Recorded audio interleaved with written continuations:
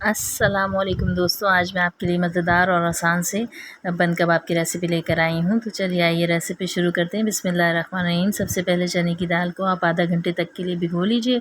जब वो थोड़ी सी नरम हो जाएगी, हाथ से दबाने से दबने लगे, तो फिर आप इसको बर्तन में शामिल कर दीजिए। पानी डिस्कार्ड करके साथ प्याज, नमक, गोल वाली लाल मिर्चें, कुटा हुआ धनिया और हल्दी और साथ ही साबित गरम मसाले मैंने लेके कूटे हैं। तो साबित गरम मसालों में बड़ी इलायची, थोड़ी सी लौंगें, 1-2 लौंगे हैं, काली मिर्चें 8-10, ज़ीरा वगैरह और दालचीनी डाल के मैंने इसको कूट लिया है, वो शामिल किया। आपके पास पिसा हुआ है तो आप वो शामिल कर लीजिए। अच्छी तरह आलूओं को धोकर वो शामिल किए और उसके साथ 2 कप मैंने पानी शामिल किया है, साथ लहसुन अदरक का पेस्ट शामिल किया है। अब इसमें तेज़पात भी शामिल किया है साथ ही। अब मैं इसको उबालूँगी तेज़ आँच पर, यानी इसमें जोश आ जाएगा तो फिर इसको ढककर हल्की आँच पर 30 मिनट तक हम पकाएँगे।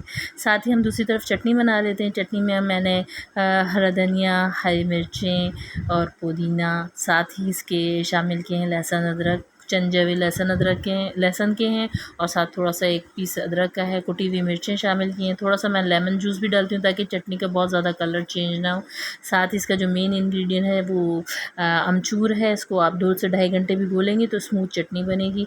और फिर आधा कप पानी डाल कर, और जैसे आप ग्राइंडर में ग्राइंड हो जाए तो अपने उसके मुताबिक भी डाल सकते हैं, लेकिन आधा कप पानी डालकर इसको अच्छी तरह से ब्लेंड कर लीजिए।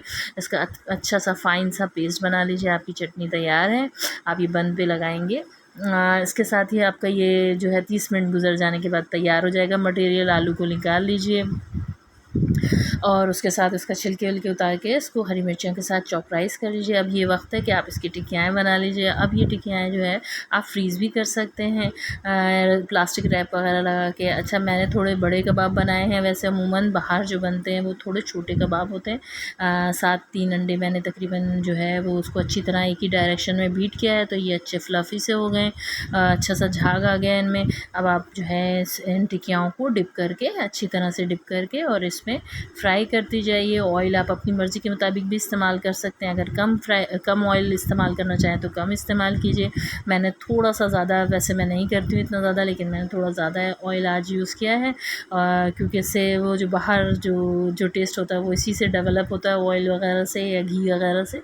तो आप मक्खन भी इस्तेमाल कर सकते हैं, चाहें तो मक्खन इस्तेमाल करें। अच्छी तरह से टॉस कर लें। अच्छा, बन का ये है कि वो ऑथेंटिक में तो वो छोटे वाले बन होते हैं, वो मुझे अवेलेबल नहीं थे, तो फिर मैंने जो है ना यही वाले बन यूज़ किए हैं। अगर आपको अवेलेबल हो तो ज़रूर उसको इस्तेमाल कीजिए। अब आप कबाब को 2 टुकड़ों में तक़सीम करके और फिर स्प्रेड कर लीजिए अपने बन पर, और साथ इसके जो है अच्छे से वो जो ग्रीन चटनी आपने स्पेशल बनाई है वो उस पे स्प्रेड कीजिए जितनी आप चाहते हैं।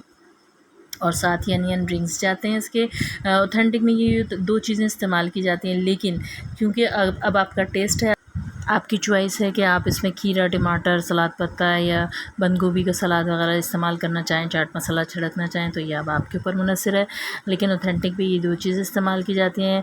मेरी तरफ से ये बन कबाब आपके लिए हाज़िर हैं। आप रेसिपी ट्राई कीजिए, अपने कमेंट्स दीजिए, आरा से आगे कीजिए।